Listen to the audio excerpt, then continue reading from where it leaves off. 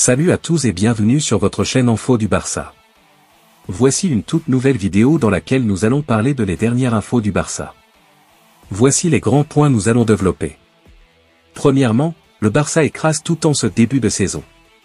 Ensuite, Barça, la fin du calvaire pour De Jong. Et, le verdict est tombé pour Dani Olmo. Et d'autres infos du Barça. Je vous explique tous dans quelques secondes. Donc, restez jusqu'à la fin de la vidéo pour ne rien manquer. Mais avant tout, abonne-toi si c'est la toute première fois que tu nous suis sur cette chaîne, et activez la notification afin d'être à la une de toutes nos vidéos d'actualité comme celle-ci, donc n'hésite pas à lâcher un gros pouce bleu et quitter votre commentaire. Si c'est fait les amis, on y va. Nouveau record pour le Barça de Hansi Flick, qui annonce le titre. En battant Gérone lors de la 5e journée, l'équipe de Hansi Flick, qui a remporté tous ses matchs de Liga, vient d'égaler un record. Grâce à leur victoire d'hier contre Gérone, le FC Barcelone totalise désormais 15 points soit 5 victoires en Liga, signifiant un début de saison prometteur pour le club. Le FC Barcelone de Hansi Flick a donc inscrit 17 buts depuis le début de la Liga, établissant un record. Elle a marqué 2 buts marqués lors de chacune des rencontres contre Valence, l'Athletic Bilbao et le Rayo Vallecano, puis 7 buts contre le Real Valladolid et 4 buts lors de sa dernière rencontre contre Gérone. Au XXIe siècle, c'est la 5e fois que le club blaugrana entame son début de saison par 5 victoires.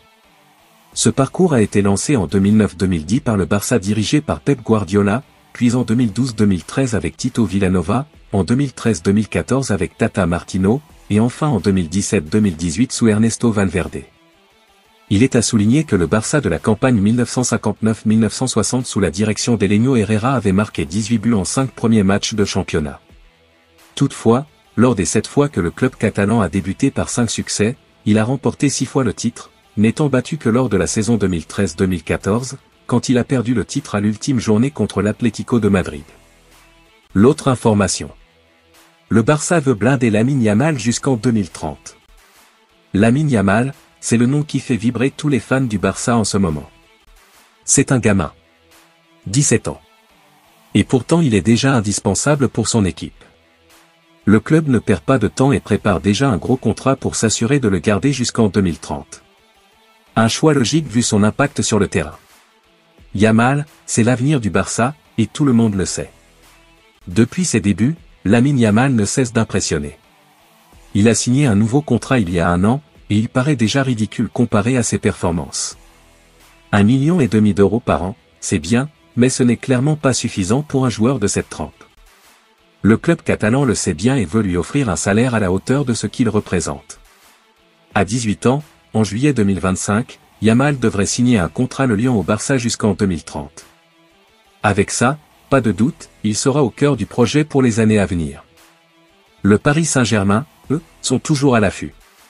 Cet été encore, ils ont tenté de le recruter en proposant jusqu'à 200 millions d'euros.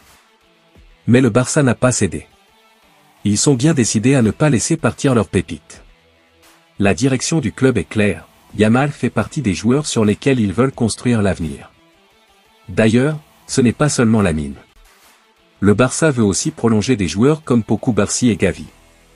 L'idée est simple, miser sur les jeunes talents de la Masia et préparer une équipe capable de tout rafler dans les prochaines années. Avec Yamal en tête d'affiche, c'est un projet qui peut clairement porter ses fruits. L'autre information. Le récital de Casado contre Gérone. Marc Casado a réalisé une performance exceptionnelle lors du match contre Gérone, remplaçant brillamment Marc Bernal. La blessure de Marc Bernal a été un coup dur pour le FC Barcelone, rendant difficile la recherche d'un remplaçant au sein de l'équipe actuelle, d'autant plus que le marché des transferts est désormais fermé. Le choix principal de l'entraîneur s'est porté sur Marc Casado 21 ans, qui a joué l'intégralité du match contre Gérone, le 2e consécutif après celui contre le Real Valladolid. Le jeune talent a fait preuve d'une grande classe avec une performance très impressionnante. Au cours de la rencontre, le milieu de terrain du Barça a participé à 56 interventions, avec 51 passes effectuées dont 47 réussies, soit un impressionnant 92,2% de réussite. Par ailleurs, Casado a adressé 14 passes dans le dernier tiers, dont 85,7% étaient réussies. Le jeune joueur du Barça a aussi triomphé dans un duel aérien et a réussi l'un de ses 2 tacles. Il a même été auteur d'une passe décisive à Pedri sur le 4e but. Une performance qui montre que Hansi Flick ne s'est pas trompé. L'autre information. Le tacle de Laporta sur les pénaltys du Real Madrid.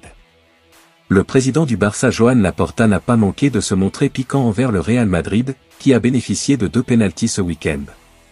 Samedi soir, le Real Madrid a été chercher un succès important sur la pelouse de la Real Sociedad, où il est toujours difficile de manœuvrer. Pour débloquer cette rencontre, les joueurs de Carlo Ancelotti ont eu besoin de 2 pénaltys, transformés tour à tour par Vinicius Junior et Kylian Mbappé.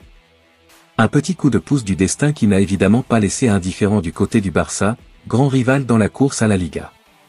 Le président blaugrana, Joan Laporta, a même glissé pas mal d'ironie lors d'une sortie publique ce dimanche.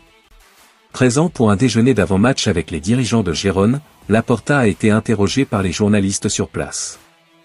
Quand ceux-ci lui ont fait remarquer son élégance, Laporta a d'abord répondu « oui » pour tirer un penalty. Au milieu d'éclats de rire, un journaliste l'a interrogé plus précisément sur les pénaltys obtenus par le Real Madrid à Anoeta. « C'est pour ça que je parlais de tirer un penalty. Enfin ils en ont même eu 2. » a souligné le président barcelonais, plutôt piquant sur l'affaire. L'autre information. Le Barça écrase tout en ce début de saison. Le Barça est en feu cette saison en Liga. Hansi Flick a pris les rênes et les résultats parlent d'eux-mêmes. Après 5 journées, ils sont tout simplement parfaits, 5 victoires, 15 points et une attaque qui marche sur l'eau. Avec 17 buts déjà marqués, ils sont largement en tête des équipes les plus offensives. À titre de comparaison, le Celta de Vigo est à 13 buts, Villarreal à 11, et le Real Madrid peine avec seulement 9 réalisations. Si on parle de joueurs, c'est un vrai festival côté catalan. Lewandowski mène la danse avec 4 buts, suivi de près par Rafinha, Lamine Yamal et Dani Olmo, chacun avec 3 buts. Le Barça domine aussi le classement des buteurs avec ses 4 galas aux premières places du Pichichi. Mais ce n'est pas juste les buts. Le Barça écrase tout dans les stats aussi. Par exemple, ils sont l'équipe qui a créé le plus de grosses occasions avec 24 actions dangereuses. Le Celta, deuxième dans cette catégorie, en a 18. Et si ça peut surprendre, le Barça est aussi l'équipe qui a raté le plus d'occasions, 13 occasions d'énormes gâchées. C'est fou de se dire qu'il pourrait marquer encore plus. Au niveau du jeu, la domination est tout aussi impressionnante. Le Barça a en moyenne 63,8% de possession sur ses matchs, loin devant tout le monde. Et en termes de tirs, c'est encore eux qui mènent avec 19,2 tentatives par match, dont 7,2 cadrées. C'est simple, ils font tourner en bourrique leurs adversaires. Quand ils attaquent, ça fait mal. On sait que le Barça aime commencer fort la saison, mais la question qui se pose, c'est, est-ce qu'ils vont tenir ce rythme jusqu'au bout? Avec la Ligue des Champions qui approche, l'intensité des matchs va augmenter, et on a déjà vu des équipes craquer sous la pression d'un calendrier trop chargé. Hansi Flick devra bien gérer son effectif pour éviter les blessures et la fatigue, surtout avec la profondeur de banc dont il dispose. Mais s'ils continuent comme ça, ils sont bien partis pour tout rafler en Espagne. L'autre information. Barça, la fin du calvaire pour De Jong. Absent depuis près de 5 mois, Frenkie De Jong voit enfin le bout du tunnel. Le milieu du FC Barcelone ne souffre plus de sa blessure à la cheville droite. Sauf contre-temps, le Néerlandais pourra bientôt reprendre la compétition. Frenkie De Jong devrait bientôt reprendre la compétition. On aurait presque tendance à l'oublier. Mais pendant son excellent début de saison, le FC Barcelone doit composer sans l'un de ses meilleurs joueurs.